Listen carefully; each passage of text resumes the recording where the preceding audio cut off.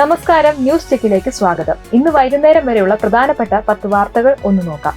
NEET പരീക്ഷാ നടത്തിപ്പിലെ ക്രമക്കേട് വിഷയം ചർച്ചയ്ക്ക് തയ്യാറാണെന്ന് സർക്കാർ ലോക്സഭയിൽ പ്രസ്താവിച്ചു. പാർലമെന്റ് കാര്യമന്ത്രി കിരൺ റിജിജു ഈ വിഷയത്തിൽ സഭയിൽ വിശദീകരിച്ചു.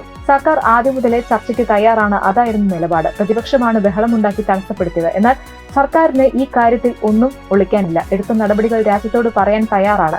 ഭരണകക്ഷിയും പ്രതിപക്ഷവും തമ്മിലുള്ളതല്ല വിഷയം, വിദ്യാർത്ഥികളുടെ വിഷയമാണ്. അതിനാൽ സ്പീക്കർ സഭയിൽ തീരുമാനം അറിയിക്കട്ടെ എന്നാണ് സർക്കാർ നിലപാട് വ്യക്തമാക്കിയത്. അയ്യോ, അങ്ങനെ പറഞ്ഞാൽ പറ്റൂല. സോറസ്മാവൻ തന്ന കാശിന് കുറച്ചുകൂടി അലമുണ്ടാക്കണമെന്നാണ് പട്ടായ പപ്പു പറഞ്ഞിരിക്കുന്നത്.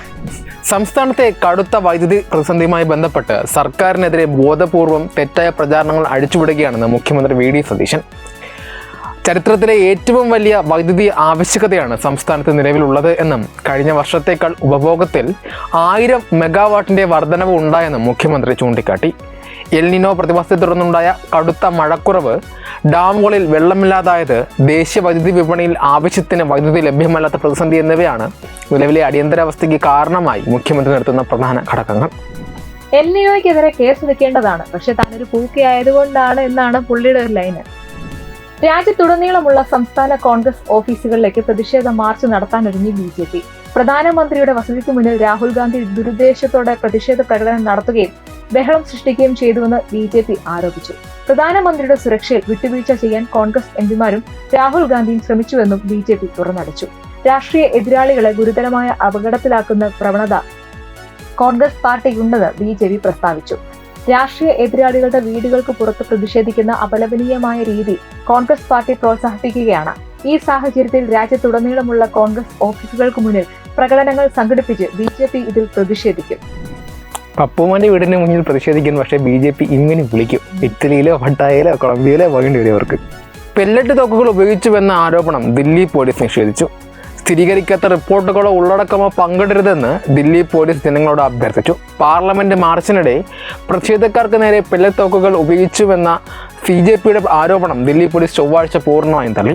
സമാധാനപരമായ പ്രതിഷേധങ്ങൾക്ക് നേരെ പോലീസ് പെല്ലറ്റ് തോക്കുകൾ പ്രയോഗിച്ചതായി CJP പാർട്ടി വക്താവ് സൗരവ് ദാസ് ചൊവ്വാഴ്ച എക്സിൽ ഒരു വീഡിയോ പങ്കിട്ടിരുന്നു. പെല്ലറ്റ് തോക്ക് കൊണ്ടാണെന്ന് തോന്നിക്കുന്ന മുഖത്ത് പാടുകളുള്ള ഒരാളെ കാണിക്കുന്ന ഒരു വീഡിയോയും പോസ്റ്റിൽ ഉൾപ്പെടുത്തിയിട്ടുണ്ട്. പെല്ലറ്റ് തോക്കല്ല, ഒറിജിനൽ തോക്കുകളാണ് ഇവന്മാർക്കെതിരെ ഉപയോഗിക്കേണ്ടത് എന്ന് ആ മാധ്യമ പ്രവർത്തകയോട് ഇവനൊക്കെ ചെയ്ത അതിക്രമം കണ്ട ആർക്കും തോന്നിപ്പോകും.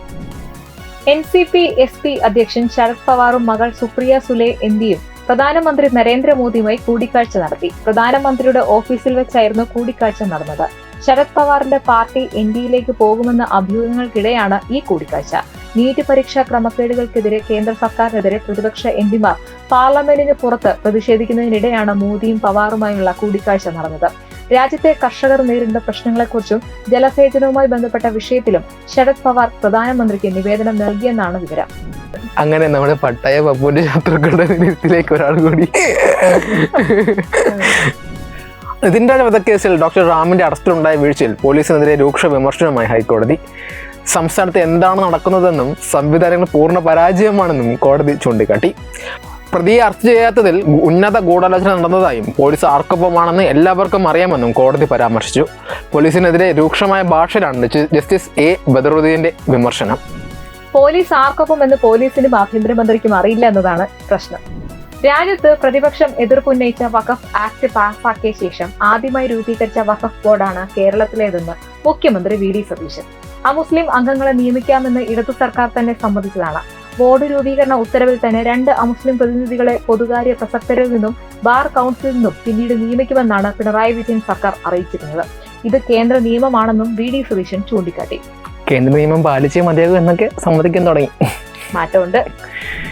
ഇന്ത്യയിലെ കോക്രോച്ച് ജനതാ പാർട്ടിയുടെ പ്രതിഷേധങ്ങൾ പാകിസ്ഥാൻ വാർത്താ ചാനലുകൾ രാവും പകലും റിപ്പോർട്ട് ചെയ്യുന്നു. പാകിസ്ഥാൻ പത്രപ്രവർത്തകനും ദഗ്ധനുമായ ഖുറാത്ത് ഉൽ ഐൻ ഷിരാസി ഇത് സംബന്ധിച്ച് ചോദ്യങ്ങൾ ഉന്നയിച്ചിട്ടുണ്ട്. ഇന്ത്യയിലെ ദില്ലിയിൽ എന്താണ് സംഭവിക്കുന്നതെന്ന് പാകിസ്ഥാൻ ടെലിവിഷൻ ചാനലുകൾ കാണിക്കുന്നുണ്ട്. പക്ഷേ പാകിസ്ഥാൻ അധീന കശ്മീരിൽ എന്താണ് സംഭവിക്കുന്നത് എന്ന് കാണിക്കുന്നില്ല. അവർ പരാജയപ്പെടുന്നത് എന്തുകൊണ്ടാണെന്ന് അദ്ദേഹം ചോദിച്ചു. ദേശീയ മാധ്യമങ്ങൾ കശ്മീരിന്റെ അടിസ്ഥാന യാഥാർത്ഥ്യം എപ്പോഴാണ് കാണിക്കുക എന്നും അദ്ദേഹം തന്റെ സോഷ്യൽ മീഡിയ പ്ലാറ്റ്ഫോമിൽ എഴുതി. പാക് അധീന കാശ്മീർ ഇന്ത്യ ഇങ്ങ് എടുക്കുമ്പോൾ അതും പാകിസ്ഥാനിൽ കാട്ടിത്തുടങ്ങും. മനസ്സിലായി, എല്ലാം മനസ്സിലായി. കഴിഞ്ഞ വർഷം കേരള തീരത്ത് ചരക്ക് കപ്പലിന് തീപിടിച്ചുണ്ടായ അപകടത്തിൽ ചൈനീസ് ജീവനക്കാരെ രക്ഷപ്പെടുത്തിയതിന് ഇന്ത്യൻ സൈന്യത്തിന് നന്ദി അറിയിച്ചു ചൈന. ഇരു രാജ്യങ്ങളും തമ്മിലുള്ള ബന്ധം പുരോഗതി കൈവരിക്കുന്ന സാഹചര്യത്തിൽ സായുധ സേനകൾ തമ്മിലുള്ള ആശയവിനിമയവും സഹകരണവും വർദ്ധിപ്പിക്കണമെന്നും റിയർ അഡ്മിറൽ യു ജിയാൻ ആവശ്യപ്പെട്ടു. ഭാരതത്തിന്റെ സംസ്കാരം എന്നത് ഇതാണ്, ചതിയന്മാർക്ക് പോലും ജീവദാനം നൽകുന്ന സംസ്കാരം. നീറ്റ് പരീക്ഷാ ചോദ്യപേപ്പർ ചോർച്ചയുമായി ബന്ധപ്പെട്ട് പ്രധാനമന്ത്രിയുടെ വസതിക്ക് മുന്നിൽ പ്രതിഷേധിച്ച മുതിർന്ന കോൺഗ്രസ് നേതാക്കൾക്കും പ്രവർത്തകർക്കുമെതിരെ ഗുരുതര വകുപ്പുകൾ ചുമത്തുന്നതിനായി ദില്ലി പോലീസ് നിയമോപദേശം തേടും. രാഹുൽ ഗാന്ധി, പ്രിയങ്ക ഗാന്ധി, മല്ലികാർജ്ജുൻ ഖാർഗെ, KC വേണുഗോപാൽ തുടങ്ങിയ പ്രമുഖ നേതാക്കളുടെ നേതൃത്വത്തിൽ നടന്ന പ്രതിഷേധത്തിൽ നിലവിൽ അനധികൃതമായി സംഘം ചേർന്നതിനും ഔദ്യോഗിക കൃത്യനിർവഹണം തടസ്സപ്പെടുത്തിയതിനുമാണ് കേസെടുത്തിരിക്കുന്നത്. ഇതോടൊപ്പം കൊണാട്ട് പ്ലേസിൽ വെച്ച് ദ്രുത കർമ്മസേനയെ ആക്രമിച്ച കോക്രോച്ച് ജനതാ പാർട്ടി പ്രവർത്തകർക്കെതിരെയും കേസെടുത്തിട്ടുണ്ട്. സംഭവത്തിൽ ഇതുവരെ ആകെ 10 കേസുകളാണ് ദില്ലി പോലീസ് രജിസ്റ്റർ ചെയ്തിരിക്കുന്നത്. തിഹാർ ജയിലിൽ PFI ഖാലിസ്ഥാനി ഇക്കമാർക്കും പാജിമാർക്കും അരികിലുള്ള മുറികൾ തന്നെ കൊടുക്കണം എല്ലാവരും. ഇതോടെ ന്യൂസ് ചെക്ക് അവസാനിക്കുന്നു. നിങ്ങളുടെ അഭിപ്രായങ്ങൾ കമന്റിലൂടെ അറിയിക്കുക. വീഡിയോ ഇഷ്ടമായി ലൈക്ക് ചെയ്യുക, ഷെയർ ചെയ്യുക. കൂടുതൽ വാർത്തകൾക്കായി ചാനൽ സബ്സ്ക്രൈബ് ചെയ്യുക. നന്ദി.